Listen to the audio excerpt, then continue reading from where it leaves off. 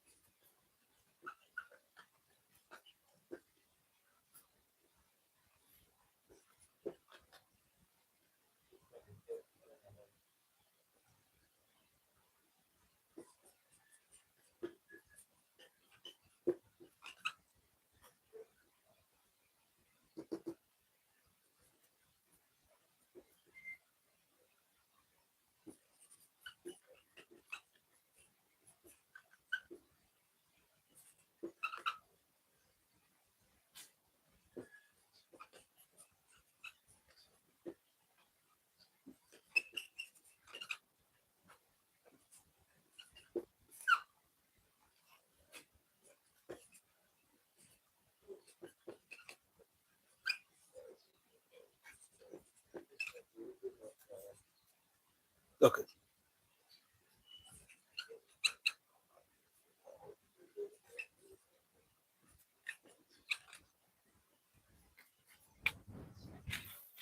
All right. I take time to write out the questions so that we can explain it properly.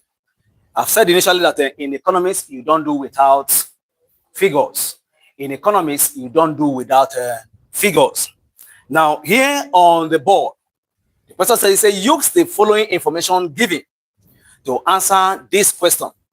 Total of all expenditure incurred during the year. So have total expenditure, 80 million. Indirect taxes of goods and services, you have 8 million. Then you have capital consumption, you have 6 million. Now, we want to find out what is our national income here. So here we are looking for what we refer to as what? National income. National income is what we're looking for here. Now, in this national income, so part of all these expenses, they are part of our national income.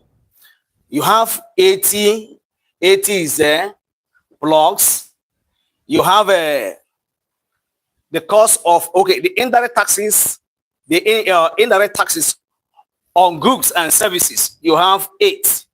All these ones are in millions. Then you have capital consumption. Capital consumption, you have 6.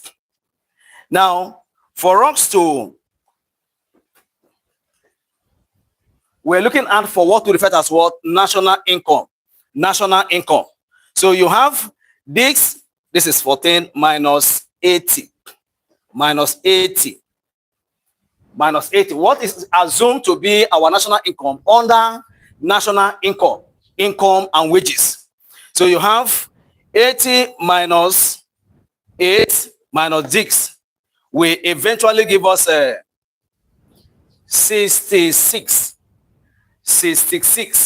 66 million here becomes our national income. Becomes our national income. After the expenses, after the expenditure, the net here is being referred to as the money you have at hand. The other one there too, they are not your own money.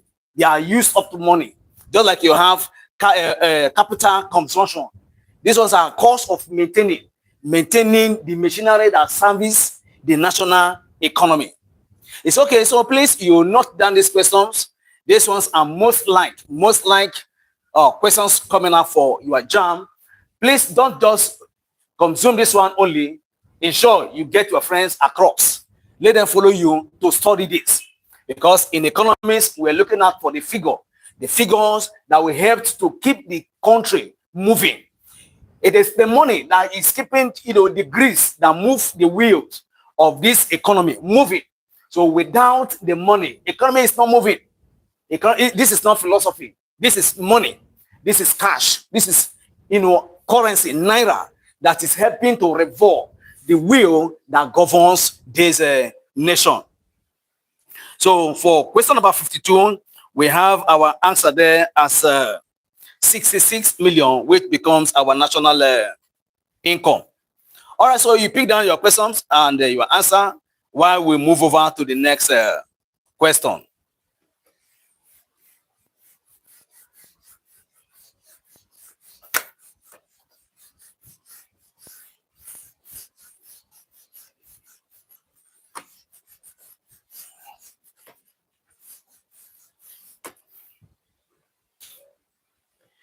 The next question here is question number 53.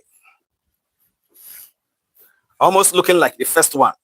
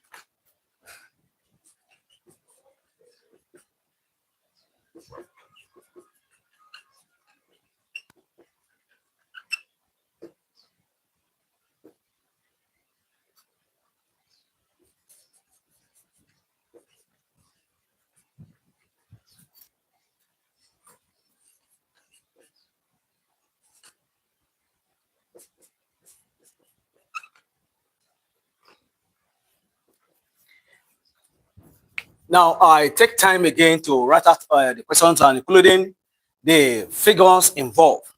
Now, the first one we looked at was national income, on how to solve for national income. But here is national expenditure. Now, the following information given to answer this. We said total of all expenditure incurred during the year is, you have 80 million. Then you have indirect taxes on goods and services, 8 million. Then you have a capital consumption, 6. Now, you look at these two questions very carefully. The two questions, they look alike. The two questions look alike. But the first one has to do with what referred as what? National income. What comes in, annually. But this one is on expenditure. On expenditure. So not everything here is money coming into the coffer of the national economy. So now we have the figures. We have the figures. Now, for us to know the gross product and costs, we said expenditure minus depreciation. Expenditure minus depreciation. Now here, look at the figures here again. You have the total expenditure incurred during the year is 80 million. So this one is the money expected to be used for the year. Now, the next one there is indirect taxes on goods and services. This one is not expenditure. It is not expenditure. So these ones are what referred as what? Indirect taxes. Taxes that are being tracked from different areas. So this one is an income. So taxes on goods and services, please note, is an income. Is an income to the national economy. Then you have capital consumption. Capital consumption, the cost of maintaining this wheel that revolves the economy. This wheel in circulation. This one, capital consumption is referred as what? Depreciation. This money here is not returning back to the coffer. This money under this capital consumption is not returning to the coffer. But this money you have here, indirect taxes on goods, taxes on goods, this money is an income. Is an income. So here you have expenditure minus depreciation. So you still have our bulk expenditure, which is referred as what? 80 million. Then you have capital consumption here, which is referred as what? 6 million. So 80 minus 6 will give you 74. So here you have 74 as our real expenditure money. All these ones are under the national income and the wages. So please, you pick down your questions, and pick down the relevant answer. And please ensure you read in between the lines. You read in between. See, the first one has to do with what? Income. Why the second one has to do with what? Expenditure. So please note, when you see an income, we're looking at the whole. But when we are looking at what? Expenditure, you don't, put tax. Fully where there are tax. It's money that, government are generating either directly or indirectly. They come from the public, returning back again to what? To national coffer. All right, so we'll move to the next one.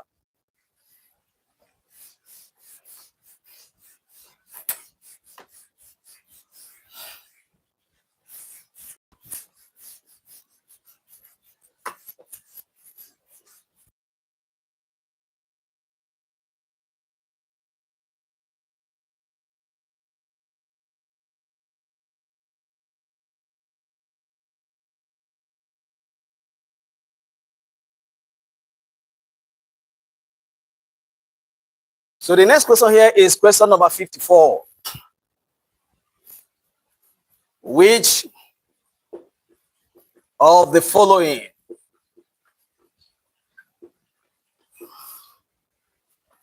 matters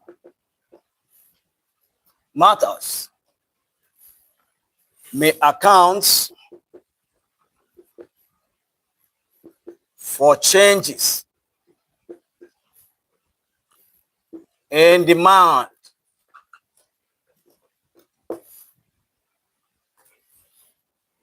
we'll have some figures. Roman figure 1, changes in consumption, in consumers' preferences. Roman figure 2,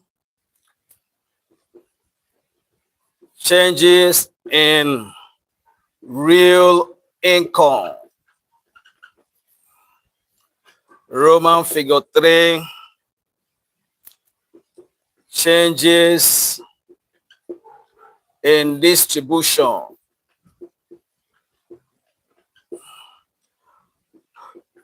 Of income.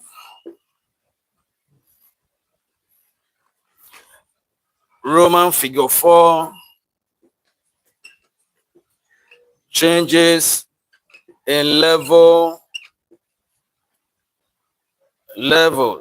of taxation.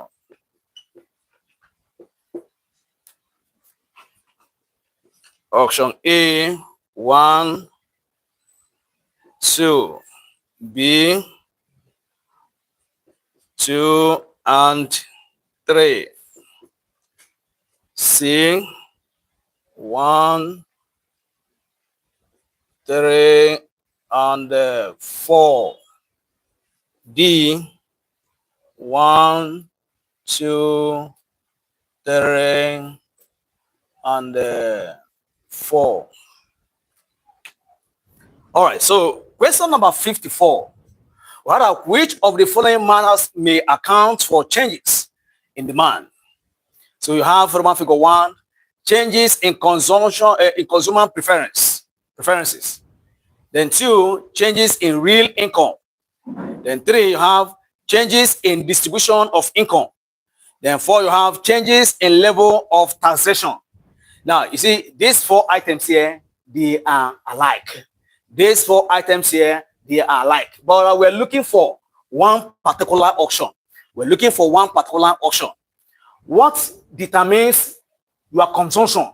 What determines your consumption is the amount of money you have, the amount of income in your pocket or you receive as salary is what determines your appetite. Because here you have to do, this particular question has to do with people's appetite. If you have to go beyond what comes as an income, you may find yourself, in trouble. But we have a framework here where every person in the world can always work within this circumference. Now, from 1 to 4, they are wonderful. Now, 1 and 2 is equally, needed. You have the 2 and 3 is equally, needed too. You have 1, 3, and 4 equally needed. But for this particular question here, you have that every one of these items here are what we refer to as what? Sine qua non. Sine qua non for the matter that may account for the change in demand. So it is only when the money, in your hand increases. Of course, you know fully well that in the world today, when the money in your hand increases, the demand, the taste of what, you want to eat and drink, taste of what you want to wear, taste of what, cars you want to drive, comes into, play. But if the money has not increased, you're working within what, is referred to as what? The circumference of what? Your income. See, these ones are under what referred as what? Income and wages. So here you have number D. D here is our right, option for this particular question. So you have that change in consumer preference is acceptable. Then you have a change in real income. Wonderful. You need it. You can't do without, real income. Then you have a change in distribution of income. You are perpetuating this income and everybody is feeling the impact of this income. Then you have a change in level of taxation. It's not making you to, to run mad. But the issue there is that it is manageable. It is something you can do. It is something you can do. So by the time government remove their tax, it's something that you can still smile. You are not too burdened. You are not too down. You are not too up. But you are not even, too below average. So we have number D as our relevant answer for this particular question. So you pick down your questions and we move over to the next question.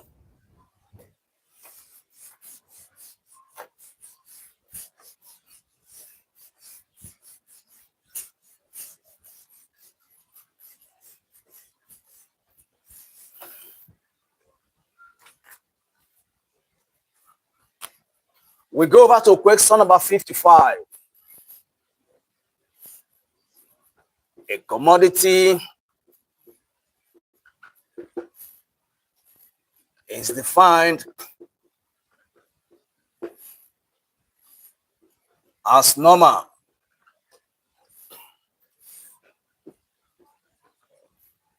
when its demand changes in the same direction as dash. A, income. B, price. C, tax. D, preferences. Now, this other question under the demand and supply, just like we have the first, number 54. It says a commodity is defined as normal when its demand changes in the same direction as dash. Just like I've explained before, that if you want to consume above your income, you may definitely have to put yourself into trouble. But you have to, consume items based on the, the state of the income, based on the state of what you have. So you don't eat more than what you have. If you eat more than what you have, you will definitely run into deficit. Now, the 4 options here, they are, they are the things that they all of them look like the answer. And oftentimes you see our students trying to do, tombo, this. They want to do this in exam hall. This is that you don't know it and you don't know it. And that is why we are making sure in Fame Global Academy, in this our YouTube channel, to make sure that we get to our audience anywhere they are in the world,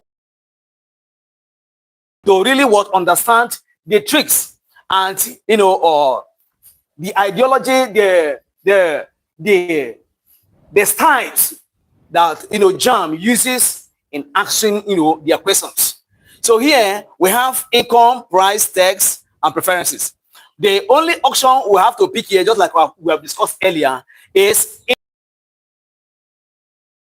must look at your income before your expenditure. Okay, so all these ones are expenditure. Price of the things in the market, you want to go and pick it, pick everything you have in the market. Price would have been a relevant option, but for here, no. Then you go by the way things are sweet. You buy sweet, you buy chocolate, you buy this, you buy rice, you buy the other one. By the end of the day, the money in your pocket disappear even more than the income. Disappear more than the income. So you don't eat more than what you have. So in economics, we deal with figure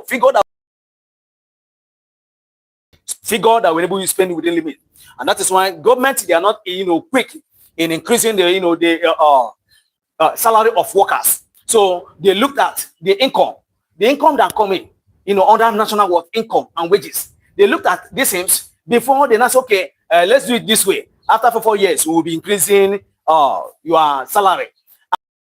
Increase salary too. Government increases salary, they increases our income, thereby introducing what? Tax. Government introduces income. It looks like new income, but this new income goes with tax.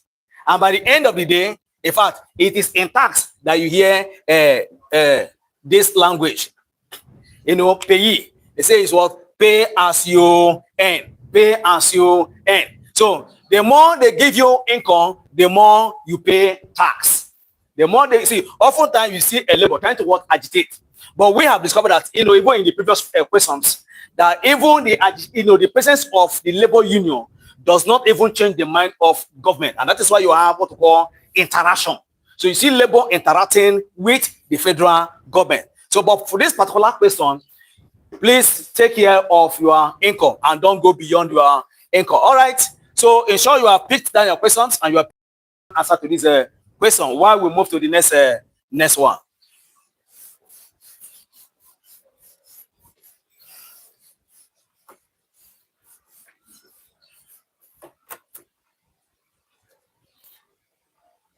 The next question is question number 56.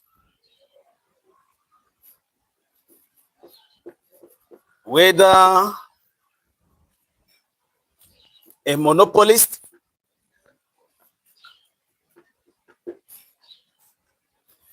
is able to increase its revenue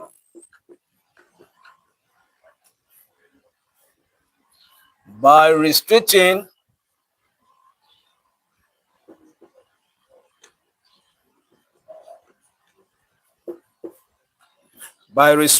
its output.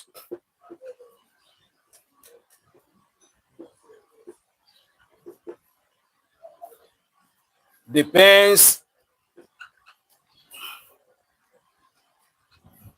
on the shape of the dash. A, marginal products.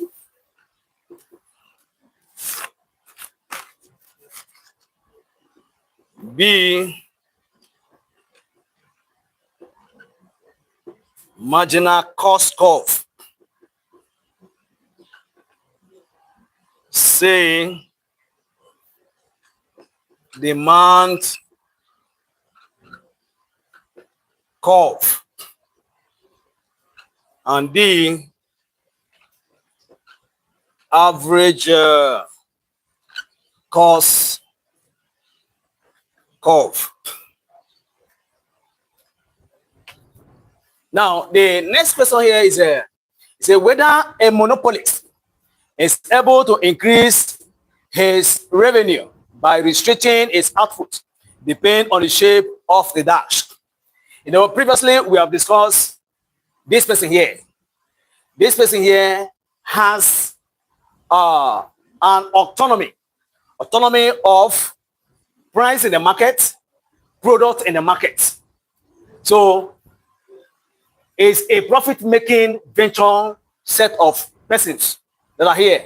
So we say whether a monopolist is able to increase its revenue by restricting its output, that is what is sent to the market, depend on the shape of the dash. Now, all these ones are the things, you know, these persons encounter in the market.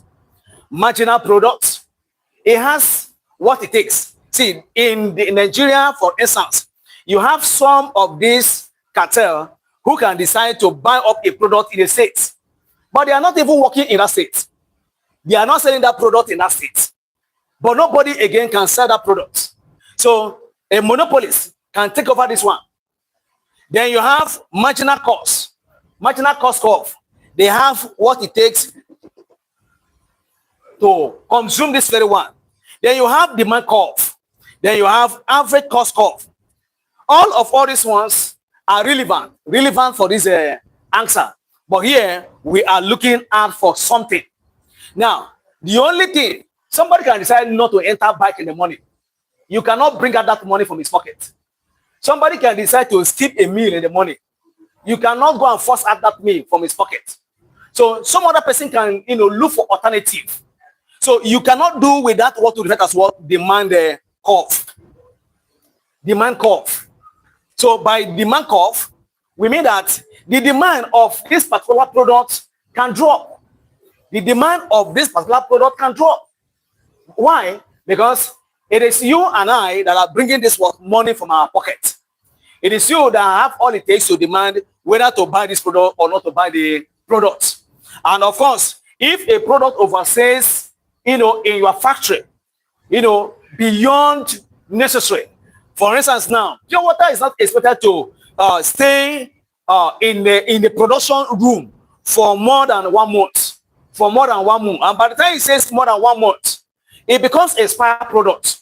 And of course, if your client come tomorrow and tell that this water has sex, no, there's problem with this water. And if by the time A decline, B decline, it's affecting what we call what demand curve. And oftentimes too, you see some of these dealers, discarding numbers of drinks from their shop. The drink has expired. The drink has expired. Why? Because you want to make sure that what you track all the profits. Now, in national economy, it's not whereby you want to hold all the products with yourself. Where fuel may not expire, kerosene may not expire. But other products like beverages, those items what expire. So if you do not, release this products from your shop to the public at a little return of profits, by the end of the day, you may have to lose all the profits. You lose all the profit and you lose your resources. And of course, there's no businessman that want to incur this kind of loss. It's all right. I know by now you have picked down your questions and you have picked down the demand curve. That is our relevant answer for this question. Why we move over to the next one?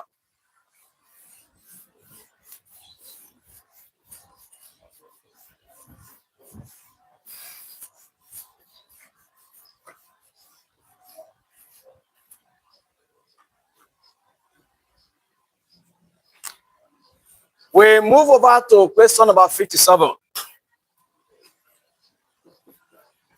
The foreign exchange.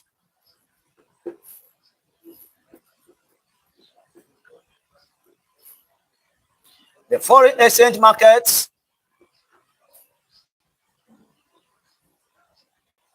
Sorry.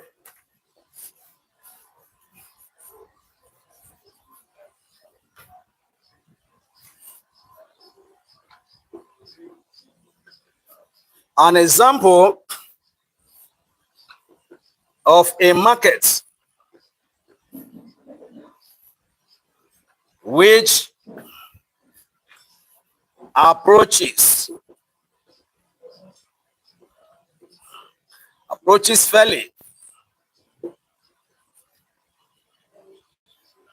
fairly near to perfection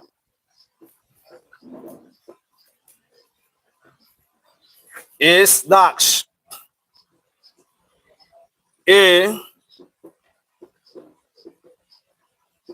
the retail markets. B, the house market. C, the labor market. Then D, the foreign exchange market. Now, question number 57, we say an example of a market which approaches fairly near to perfection is dash. Fairly near to perfection is dash. All these ones, they all look alike. But we're looking for that one that is very close to a perfect market. Perfect market that has all it takes. All it takes to have all the buyer and the seller, in the same page. All the seller and the buyer in the same page. We have only one market. Only one market that is not all that monopolistic, because everybody bringing their resources into this market. So retail market is one, but not meant for this one. It's not a perfect market, because if you are not satisfied at point 1, you move to point 2. House market, well, we don't trade based on sympathy, and that is why when you go to market to buy, you don't buy based on sympathy, because you discover that some person may be making you and the person is wounding you badly. Then you have the labor market. Labor market too would have even been the answer too. But yeah, no. Now you have the foreign exchange market. The foreign exchange market. We have over 10 countries of the world. 10 countries, solid countries of the world that bring in much money into the world. For instance, people trading on FX, foreign exchange. This one, in fact, is the wheel that moved, that revokes the world economy. The world economy. Some men now are in their house. They are not, you don't see them going out. You don't even see money in their hand. If you meet them on the road and beg them money, they will tell you, if I see my PG, there's some money in my pocket. They go to the market with their ATM card sometime, and sometimes they do transfer for you. These men are made here. These men, and of course, even our young boys today in the world, most of them are here. So this one is what we refer as what? Nearly a perfect market. Nearly a perfect market. Market that that accommodates both the buyer and the seller. Market that accommodates both the buyer and the seller. So it is near to what we refer as what? Perfection. It is only the foreign exchange market that is near to what? Perfection. It's a business you do at ease.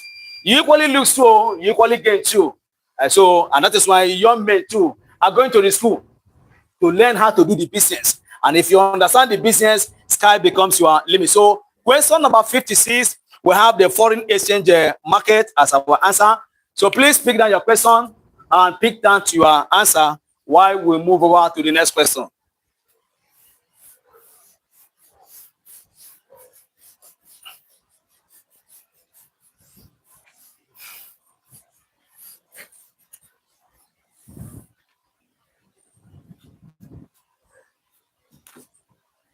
The next one is question number 58.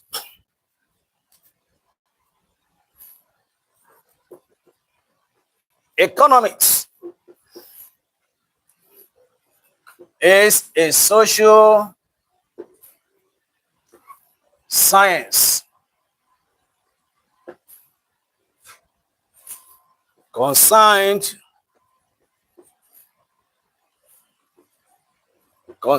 with the proper use and dash. A, production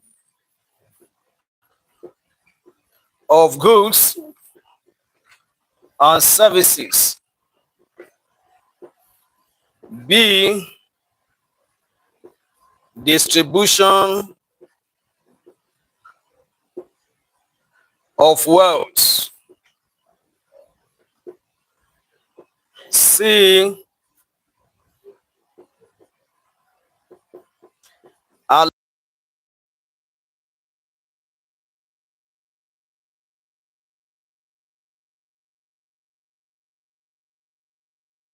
resources for growth. Then D is creation of utility. Creation of utility. Creation of utility. All right, the last question for today is economics is a social science concerned with the proper use of dash. Proper use of dash. All of these ones are involved inside economics, but there's one thing that we're looking for. I have told you previously that this economics, this particular subject itself, has to do with resources. It deals with resources. Economy deals with resources. It's money we're talking about here. Money, income, the wheel that revolves the national economy. Money. And of course, you know fully well that anywhere you see money, people want to do anything to make sure that they get money. Nobody woke up in the morning and walk from one end to another end without coming in with something. So all these questions, options here, they are right options, but we're looking for one particular one. Production of goods and services, welcome. Distribution of wealth, welcome. Allocation of resources for growth, welcome. Creation of utility, they are all welcome. But for this particular question, economics is a social science concerned with the proper use and allocation of resources, resources for growth. That the country is growing. The country is growing. It's based on what we refer as what? Allocation of what? Resources. And that is why by December, they will begin to, before December, budgets have already been prepared. Then by 1st of January, 1, the budget is read to everybody in the world, in the country, for instance. Now, in this budget, you have what we call allocation. Education, you'll be taking these billions of naira to manage, yourself.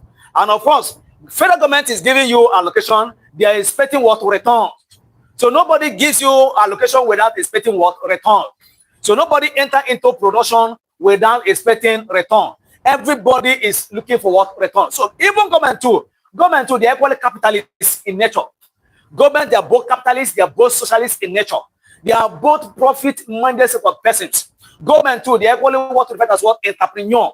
Okay, so they are profit-making people. So the right answer for this particular question for today is allocation of resources for growth. That is the only way we grow. You don't send a child to school without paying his school fees. That child will not do anything.